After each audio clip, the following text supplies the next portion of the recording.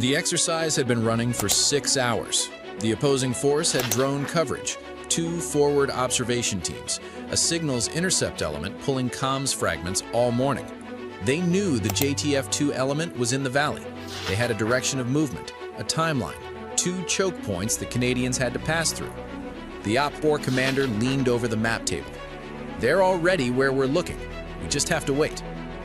40 minutes later, his radio operator told him the Canadians had been sitting behind them for the last 22 minutes.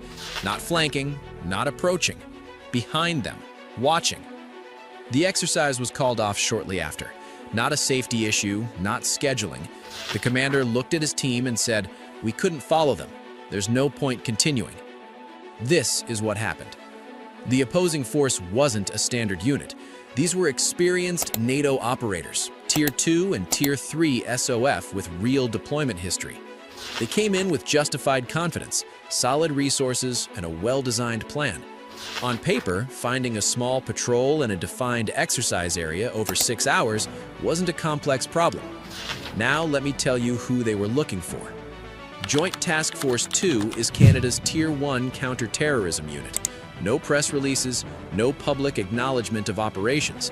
For most of their existence, the Canadian government didn't officially confirm they existed. Their selection pass rate sits in the single digits, psychological screening as rigorous as physical. The skills pipeline, surveillance, close target reconnaissance, direct action, language, takes years to build properly. They've operated in Afghanistan, Iraq, and theaters their government has never publicly named. But here's what separates JTF2 from most elite units, including many Tier 1 forces. Their doctrine isn't built around speed or firepower. It's built around information control, specifically controlling what the enemy sees, when they see it, and what conclusions that forces them to draw. That distinction is everything. Remember it. The exercise started at first light.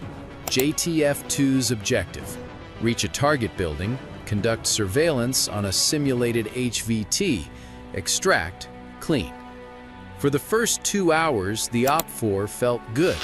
Drone footage showed movement consistent with a small patrol, vegetation displacement, heat signatures, deliberate tactical pacing. The Op4 shifted 2 elements to cover the anticipated route. A third held the choke point. Signals personnel began threading together radio fragments, frequency hopping but trackable. The Op4 commander adjusted his disposition. Then the movement stopped. Not tactically, strangely. No logical cover position at that grid. No reason to halt there. And radio traffic went completely silent. One forward observer flagged something that got logged but not immediately acted on. He said the vegetation movement he'd been tracking for 40 minutes was rhythmic, too consistent, like it wasn't people moving through terrain, like it was designed to be seen. Nobody reacted. Too much else was happening. That was the first mistake. The Op4 tightened the cordon. Both flanking elements compressed. The choke point held. A second drone repositioned for overlap coverage. For 20 minutes, nothing moved inside the net. Most commanders read that as they're static, holding, waiting us out. Here's what was actually happening. JTF2 had identified the Op4's ISR logic within the first 40 minutes. Not specific drone positions, the decision pattern behind them. They read the terrain the way the Op4 commander was reading it, understood exactly what conclusions a trained operator would draw, and built their movement to exploit those conclusions. The vegetation signatures were deliberate, calibrated movement producing exactly the ISR picture the Op4 needed to feel confident about their positioning. While the Op4 held a cordon around a ghost, the JTF2 element had already moved through a drainage channel the Op4 had written off. Low clearance, perpendicular to the main approach, tactically unattractive. That's precisely why they used it. And the radio silence wasn't a technical issue. The Canadians were operating on pre-planned timing windows. 0 transmissions required during infiltration. Every communication pre-coordinated. The silence was the plan. At hour 6, the OP4 rear security got a report. 2 personnel had been watching a tree line for 30 minutes, routine. Then one operator turned to scan his sector and caught something in his peripheral vision. A shape, present, motionless, configured in a way the human visual system doesn't immediately flag as a person. He looked directly at it. It resolved. 2 JTF2 operators, within 20 meters, stationary long enough to have observed the OP4's communication patterns, equipment, and rotation cycles. He called it in. The OP4 commander looked at his map, looked at his element positions, looked at where the Canadians were, and understood. They hadn't been evading the cordon. They'd watched it form, moved through the gap it created, and held static behind it, close enough to observe, far enough to remain invisible, while the OP4 methodically watched an area they'd already left. The exercise was called. JTF2 had completed their surveillance objective on the HVT building 17 minutes earlier. Let me explain what just happened. The OP4 was playing a location game. Find the patrol, fix the patrol. Geographic metric. Where are they? Can we intercept before the objective? JTF2 was playing an information game. What does the OP4 believe? What decisions does that belief produce? How do we shape those beliefs to create the movement corridors we need? These are not the same fight. The vegetation signatures weren't accidents. The drainage channel wasn't improvisation.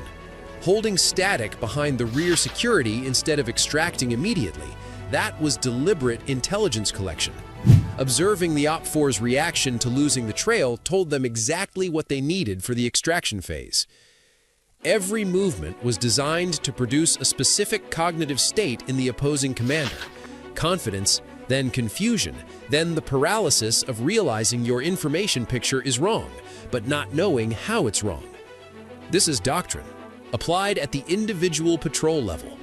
The training required isn't just physical, it requires operators who can model an opponent's decision-making in real time, under stress, with incomplete information, and exploit the gaps in that model precisely enough to matter. That's not a training cycle. That's years. The OP4 commander's post-exercise report captured something important. He didn't describe frustration. He described a recognition. His team had performed correctly. Sound doctrine, good use of assets, reasonable decisions based on available information. Under any normal assessment, their positioning should have worked. The problem wasn't execution. The problem was assuming both teams were solving the same problem. They weren't. JTF2 had spent the entire exercise not reacting to the OP4, but programming them, feeding the picture, shaping the conclusions, moving inside a cognitive gap the OP4 didn't know existed. And that is the lesson. Every force has a dominant mental model of what the fight is. JTF2 has spent 30 years building operators who can find the edge of that model and work there. If you want to understand how the most capable NATO forces actually operate, the doctrine, the psychology, the decision architecture behind units most people can't find information on, subscribe. There's a lot more where this came from. They weren't invisible.